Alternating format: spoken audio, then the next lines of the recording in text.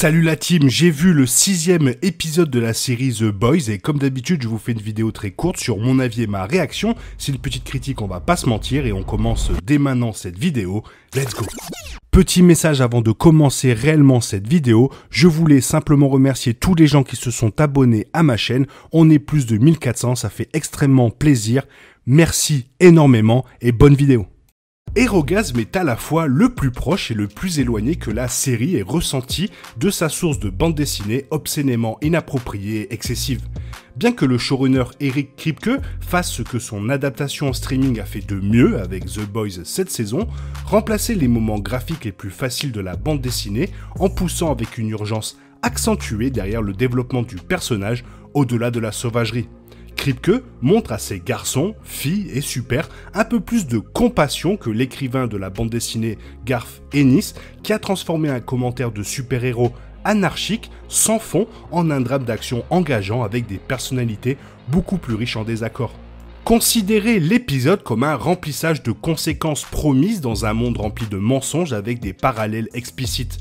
Huggy et Starlight confrontent leur relation après que Huggy ait avoué qu'il adore le V24. A-Train se heurte à Blue Hawk après que ce dernier ait handicapé son frère dans un moment raciste.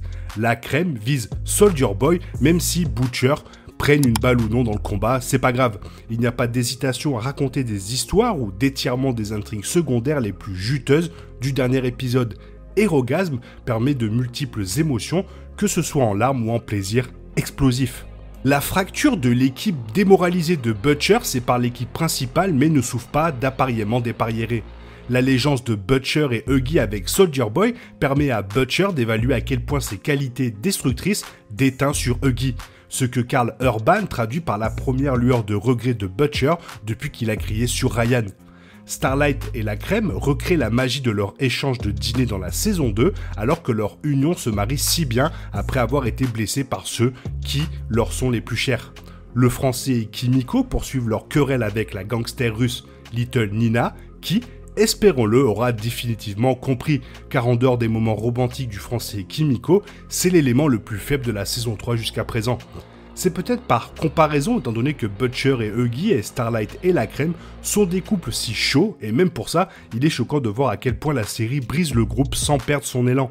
La représentation de la violence dans la série a changé au cours des derniers épisodes, abandonnant la diabolique amusante qui présente en plaisantant la brutalité, comme le sauvetage bâclé des dauphins de The Deep ou l'éternuement de termites au début de la saison. Le sang n'est plus une valeur de divertissement caustique.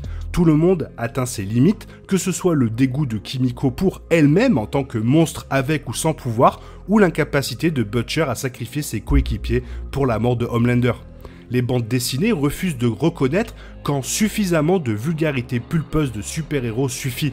La série de Kripke se soucie davantage de la façon dont le gore extrême change ceux qui en ont trop vu.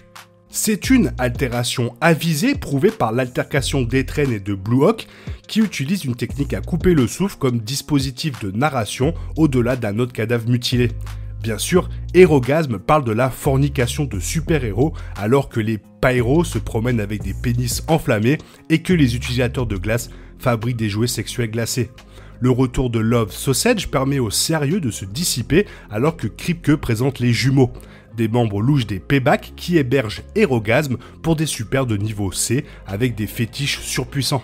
Les Boys ne cachent rien et la crème est vitrée pour le bien de son partenariat avec Starlight, nous rappelant que même au plus sombre de l'émission, cela choquera, défiera et emmènera les téléspectateurs dans des endroits qu'ils ne sont probablement pas prêts à voir. Peut-être jamais aussi courageusement que les bandes dessinées d'Ennis, mais c'est jusqu'à présent la signature durable de la supériorité créative de la série dans la saison 3. Mais savez-vous quelle est la meilleure partie de Erogasm ? Voir Homelander effrayé. Soldier Boy et Homelander se bagarrent au milieu des chercheurs de sexe qui se tordent de douleur, lançant des répliques badass pour essayer de prouver qui est le meilleur. C'est le moment où la série change, depuis que Butcher s'injecte pour la première fois du V24, où Homelander se considère intouchable. Homelander se rend compte que Soldier Boy et Butcher représentent une menace réelle ensemble. Anthony Starr nous emmène dans un voyage psychologique alors qu'il révèle sa double personnalité la plus méchante en répondant dans un miroir. Puis revient au même miroir en fin d'épisode pour le fixer avec son ecchymose autour de l'œil. Quel moment incroyable qui colore tout l'épisode alors que nous voyons Homelander comme jamais auparavant, effrayé. Jensen Ackles se fraye un chemin comme l'antithèse parfaite du super enfant Vought, vantard et impitoyable, comme un missile de vengeance à la recherche de chaleur avec seulement de la haine dans son cœur.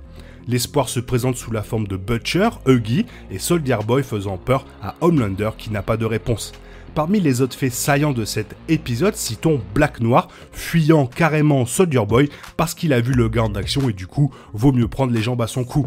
Ashley Barrett, quant à elle, dévoile un cœur aussi glacial que celui de Stan Edgar, alors que c'est au peuple américain de croire les faits de Homelander ou les mensonges des médias. Pour reconstruire quelque chose doit être cassé, et je pense que The Boys suit ce modèle en battant ses personnages avant de les réassembler dans les prochains épisodes. Hérogasme est un excellent épisode sur d'énormes beats et de plus grosses explosions de plaisir. Cet épisode relie ses bas émotionnels à des hauts à l'horizon, montrant la vulnérabilité et la maturité dans un spectacle qui est autrement consacré à honorer les extrêmes obscènes. Vous obtiendrez vos moments what the fuck avec The Deep et d'autres super excités, mais aussi des poids lourds de narration qui ne sont pas éclipsés par les représentations les plus obscènes de l'humour. D'une manière ou d'une autre, dans un épisode intitulé Hérogasme, The Boys trouve l'équilibre et poursuit sa construction phénoménale vers un point culminant de la saison qui ne manquera pas de faire sauter le toit de Vought. Voilà, je suis vraiment désolé d'avoir zappé cet épisode de The Boys, j'avais pas mal de choses à faire et du coup, j'en ai oublié qu'on était vendredi. Comme quoi, ça arrive à tout le monde, l'erreur est humaine. J'espère que la vidéo t'a plu. Si elle t'a plu, n'hésite pas à la liker, à t'abonner, la partager, la commenter, ça m'aide à référencer la chaîne sur YouTube. Merci, je te souhaite une bonne matinée, après-midi, peut-être une bonne soirée ou un bon week-end. Bisous bisous, hasta la vista.